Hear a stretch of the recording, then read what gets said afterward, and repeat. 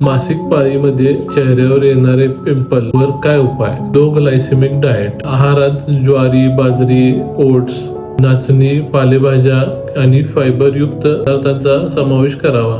तसेच शुगर, मैदा, white rice, pasta, junk food कमी करावे. हे पदार्थ रक्तात इन्सुलिन झपाट्याने वाढवतात आणि त्यामुळे सेबम जास्त तयार होतो. काही महिलांमध्ये दुधातील हॉर्मोनमुळे प्रीमेन्स्ट्रुअल ॲक्ने वाढतात. त्यांनी पाळी येण्याच्या पहिले 10 दिवस आधी दुधाचे पदार्थ, त्यामध्ये चीज, पनीर कमी करावे. स्ट्रेसमध्ये कॉर्टिसोल हार्मोन वाढतो आणि त्यामुळे ॲक्ने पण वाढतात. त्यामुळे स्ट्रेस कमी करावा. 7 ते 8 तास झोप घ्यावी. योगा किंवा प्राणायाम करावे. नियमित व्यायाम करावा. त्यामुळे ब्लड सर्क्युलेशन सुधारते आणि हार्मोन लेवल बॅलन्स्ड राहतात.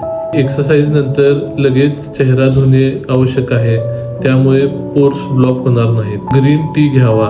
त्यात EGCG अँटी अँड्रोजन असतं, त्याच्यामुळं सीबम कमी होतं. हळद जर पिंपल्सला सूट झाली तर ते पण वापरू शकता.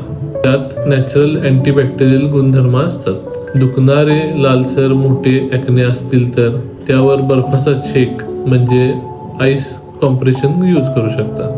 आणि यासोबत काही इफेक्टिव्ह औषधं, क्रीम्स अवेलेबल आहेत आणि त्या तुम्ही तुमच्या डॉक्टरांच्या सल्ल्याने घेऊ शकता. महत्त्वाचे, पिंपल्स फोडणे किंवा खाजवणे टाळावे.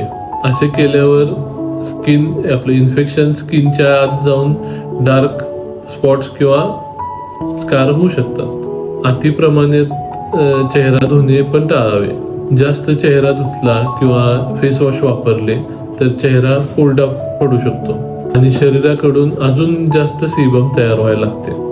हेवी मेकअप पण टाळावा. पाळी येण्याच्या 7 दिवस आधी ऑइल बेस्ड फाउंडेशन्स किंवा मेकअप टाळावा. मी डॉक्टर सिद्धार्थ आनंद कोरे, स्त्रीरोग तज्ज्ञ, कोरे हॉस्पिटल, वारणानगर.